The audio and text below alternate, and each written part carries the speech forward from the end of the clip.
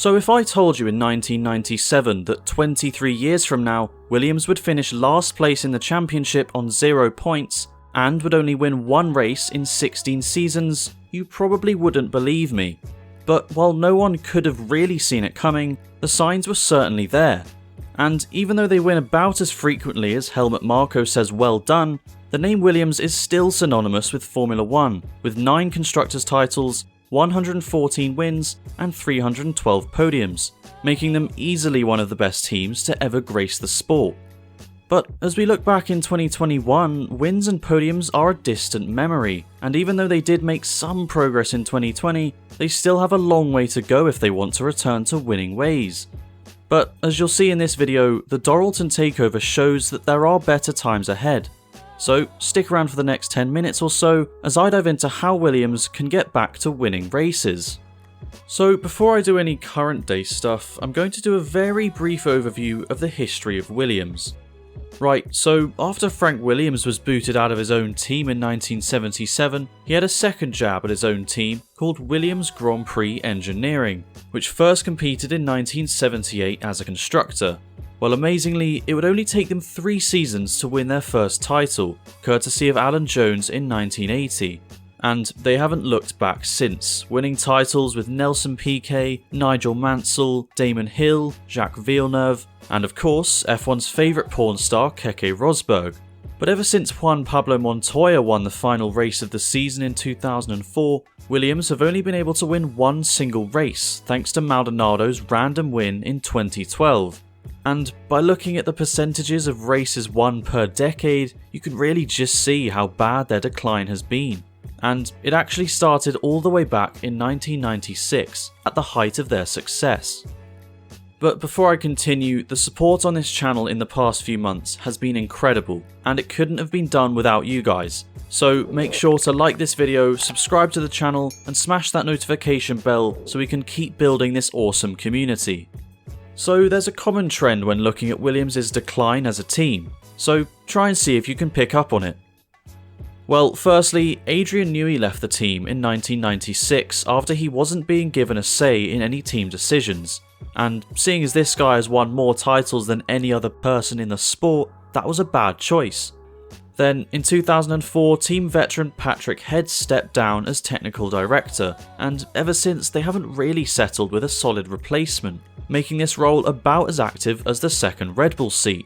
But their issues began to take effect when they refused to sell out to BMW because they wanted to battle on as an independent team, which, once again, proved a very bad choice. So following this, Williams simply couldn't fund the team by themselves, so rather than selling out, they opted for something we know them very well for at the moment, running pay drivers. But as long as the car was competitive, then who cares? Well, it really wasn't. And it was never going to be if they kept changing engine supplier as frequently as Williams did.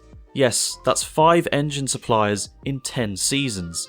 And after another attempted buyout, this time by Lawrence Stroll in 2018, results were at their worst in history and their balance sheets weren't too pretty either. So when COVID-19 came along, it was the final nail in the coffin and Williams simply couldn't function as an independent team anymore.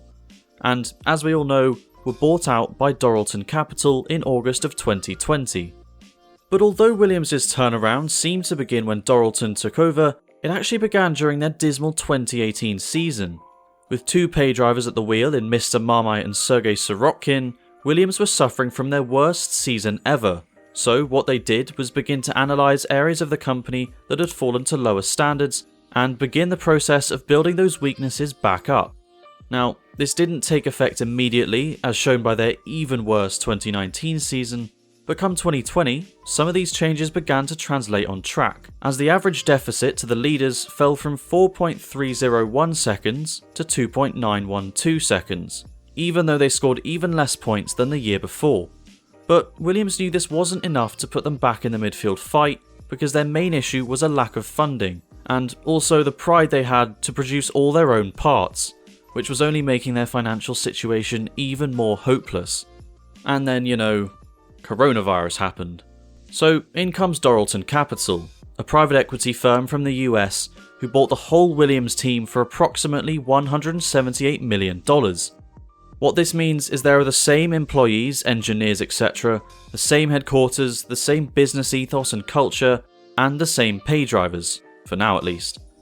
All that has changed is they now have the financial backing to implement and utilise Williams' world-class facilities and talent, but as is usually the way with a takeover, the team had to say goodbye to both Claire and Frank Williams as they no longer owned or managed the team. But anyone that's been watching the sport for a while knows that that was necessary. So that's who Dorilton are, but are they the right people to take Williams back to the top?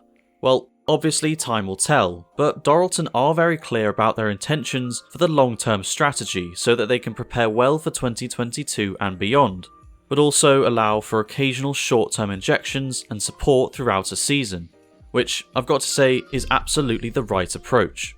And based on what they've done so far, it's clear they are determined to make things work, having already paid off £42.5 million of debt, as well as a £5 million injection in November. So with new management, which I'll go on to next, sufficient funding and a long-term strategy of stability, Williams have a great foundation for success. But because of decades of underinvestment stemming back to the late 90s, it will certainly take a while to fix. So, as I said before, both Claire and Frank Williams stepped down, giving way to Simon Roberts to take over as team principal, having been snatched from McLaren in June last year. Well, Roberts had been at McLaren since 2003 as an operations director, then chief operational officer in 2017. So, old Simon here knows how to take a team out of the shitter, having been part of the McLaren resurgence.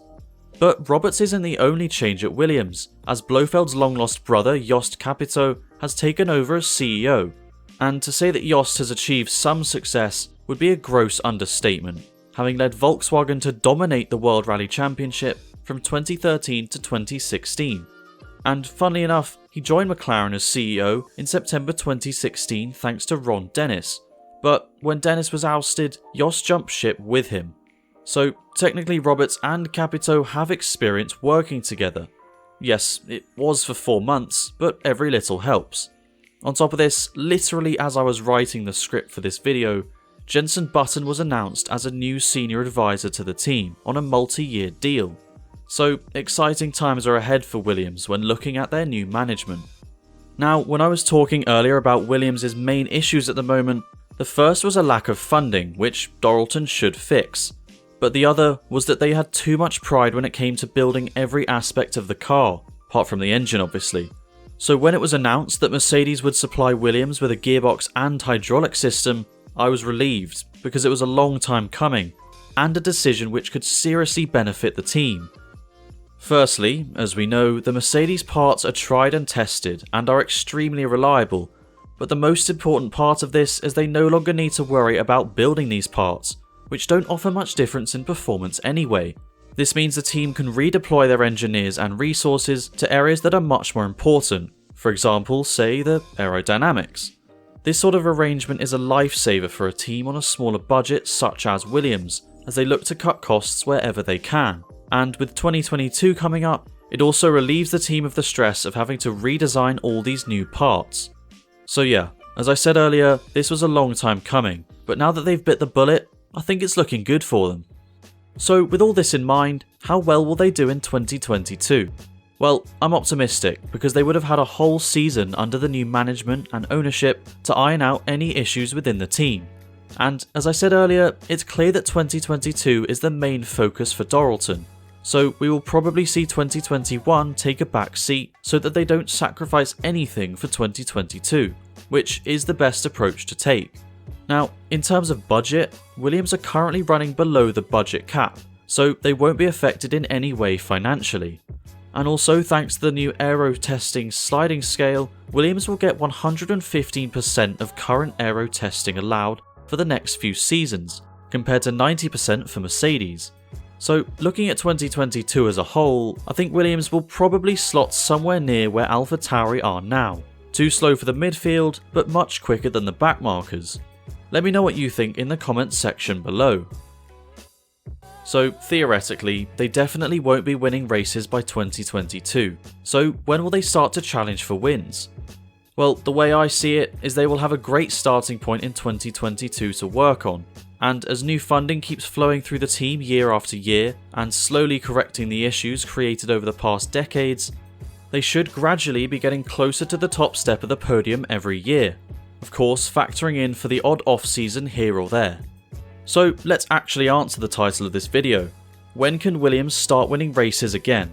Well, obviously I can't give you an exact year, you might need to go to The Simpsons for that one, but with the complete support of Dorilton Capital, their main issue of lacking the funds should be corrected, and Williams should gradually find their way through the field.